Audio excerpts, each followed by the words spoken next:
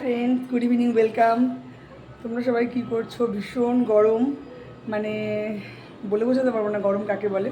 সবাই ফিল করছো, আমি জানি, নতুন করে বলার কিছু নেই। তো এখন বাজে হচ্ছে 8:22, আমি গুড ইভিনিং বললাম। তো এখন আমি রান্নাঘরে রান্না করছি মানে চিকেন বিরিয়ানি। তাহলে বলো, এই গরমে চিকেন বিরিয়ানি করা কতটা চাপের ব্যাপার। কী করবো, ভালো খেতে গেলে তো ভালো করতেই হবে। তো চলো সরাসরি রান্নাঘরে যাওয়া যাক। কীভাবে করছি তো দেখবে।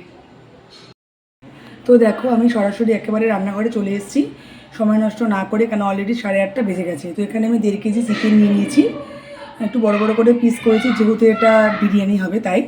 আর এখানে আমি আলু বড় বড় করে কেটে নিয়েছি, এটাকে নুন হলুদ মাখিয়ে রাখবো। এখানে পেঁয়াজ কুচি আছে, আমি যতটা মাংস দেবো বাদ বাকিটা ব্যারেস্তা করবো। আর এখানে টক দই, এখানে নুন, সব রকম মশলা।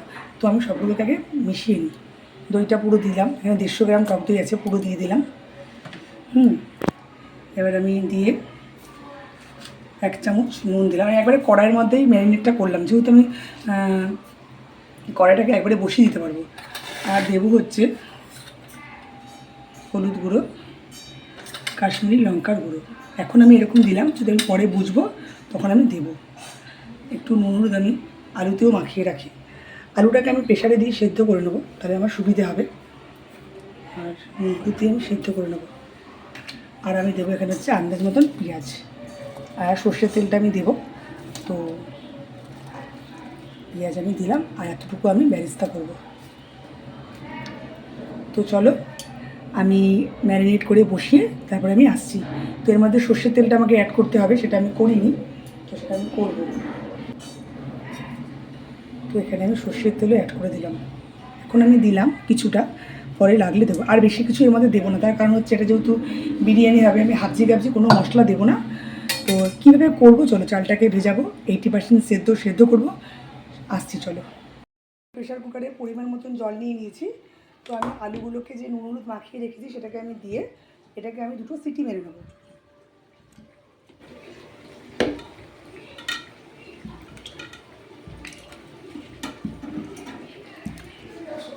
আর এখানে আমার যেমন মাংসটা ম্যারিনেট করে আমি দিয়েছি, সেটা আমার হচ্ছে, এটা হবে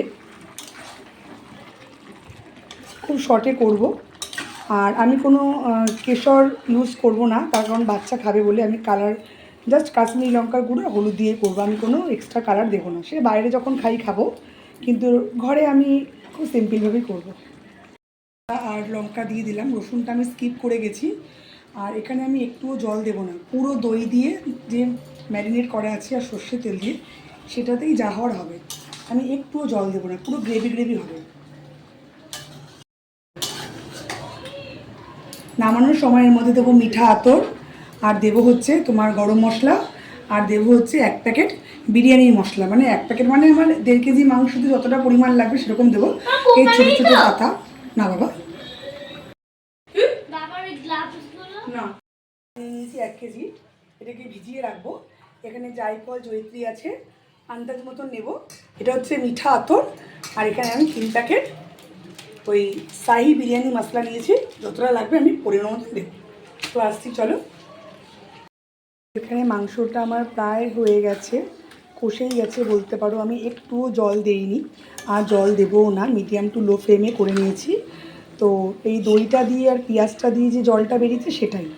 আর এখানে আমি পেঁয়াজটা বেরেস্তা করতে দিয়ে দিয়েছি। তো এটা হয়ে গেলে আসছি। এখানে পুরো গ্রেভিটা বেরিয়ে গেছে। এখানে আমি একটা বিরিয়ানি মশলা অ্যাড করে দিয়েছি, আর অ্যাড করব হচ্ছে মিঠা আতর। তো এটা একটু পরেই দেবো, এত তাড়াতাড়ি দেবো না। এখানে চালটা দিয়ে দিয়েছি সেদ্ধ হতে। এখানে এর মধ্যে দিয়ে দেবো জায়ফল জয়িত্রী সাজিরে, আর হচ্ছে গোটা গরম মশলা, সব কিছু দিয়ে দিলাম। আর দেবো হচ্ছে একটু সর্ষের তেল আর লবণ। এখানে বেরেস্তাটা আমার কমপ্লিট হয়ে গেছে। আর এখানে আমার আলুটাও সেদ্ধ করে রাখা হয়ে গেছে। আলুটা একটু বেশি সেদ্ধ হয়ে গেছে, তো নো প্রবলেম, নিজেরাই খাবো, কোনো ব্যাপার না। তো এখানে আমার চালটা 80% সেদ্ধ করে জল ঝরতে দেওয়া হয়ে গেছে। এখানে চিকেনটাও প্রায় হচ্ছে, কম আছে, আর অল্প হবে। এখানে একটা কড়াই নিয়ে তার মধ্যে আমি রিফাইন্ড অয়েল দিয়ে দিয়েছি, কিছু পরিমাণ ঘিও দিয়েছিলাম, সেটা গলে গেছে। তো এবার আমি এর মধ্যে এই যে দেখো, আমি মিঠা আতরটা এখানে অ্যাড করে দিলাম মাংসটার মধ্যে। হাত দিয়ে ঢাকা পড়ে গেছে, সে যাই হোক। তো এখানে আমি এবার এর মধ্যে কিছুটা চাল আগে লেয়ার করে দেবো। চাল মানে আর কি ভাত। প্রচণ্ড গরম, ঝুড়িতে জল ঝরিয়ে নিয়েছি। আমি খুব ভালো পারি না, তবে চেষ্টা করি, কারণ রান্না করতে আমি ভীষণ ভালোবাসি, এটা আমার প্যাশান বলতে পারো। তো সেই জন্য আমি বিভিন্ন দিন বিভিন্ন বিভিন্ন রান্নাগুলো করি। তো এখানে আমি কিছুটা ভাত আগে দিয়ে দিলাম। এবার এই কড়াই থেকে তুলে তুলে মাংস আমি একটা লেয়ার করে দেবো। তো দেখো, এই যে আমি মাংস তুলে তুলে লেয়ার দিচ্ছি। সবসময় সব কিছু না ক্যামেরাতে ধরা পসিবল না, খুব অসুবিধে হয়, যেহেতু আমি একাই ক্যামেরাটা করি। কখনো কেউ থাকলে আশেপাশে একটু ধরে দেয় হয়তো, আর তো কেউ নয়, ছেলে খুবই ছোটো, সে তো ধরতেই পারে না। সে যাই হোক, তো এবার আমি দিলাম। এবার আরও যে চালটা আছে সেটাকে আমি অ্যাড করে দেবো। করে এইবার যে মানে অবশিষ্ট মাংসটা, সেটা আমি ওপর দিয়ে লেয়ার দেবো। আর আলুগুলো আমি একেবারেই অ্যাড করবো না, এখানে ডিমগুলোও সেদ্ধ করে রাখা আছে, দিয়ে দেবো। ডিম বেশি দেইনি, আমরা 6 জন মতন খাবো। ডিম দিয়েছি 3টে, যা গরম, সবাই হয়তো ডিম খাবে না, তাই জন্য। তো এবার আমি দিয়ে দিচ্ছি 1 প্যাকেট ওই বিরিয়ানি মশলাটাও এখানে অ্যাড করে দিলাম ওপর দিয়ে।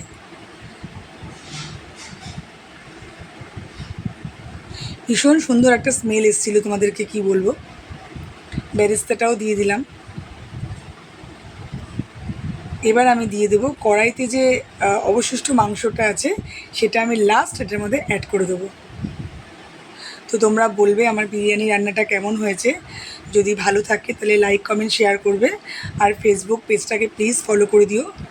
আর তোমরা কে কীভাবে করো আমাকে কমেন্ট করো। এখানে দেখো আমি দুধ দিলাম 1 কাপ, মানে লিকুইড মিল্ক যেটাকে বলে, আর দিলাম হচ্ছে গোলাপ জল।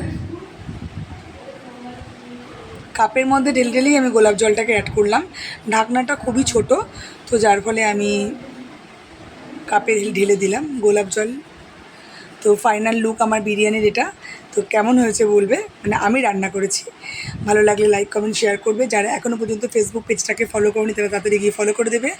আর ইউটিউব থেকে দেখলে সাবস্ক্রাইব করবে চ্যানেলটাকে, পাশে থাকা বেল আইকনটা প্রেস করবে। আর লাইক কমেন্ট শেয়ার তো আছে। সবাই খুব ভালো থাকবে, সেফ থাকবে।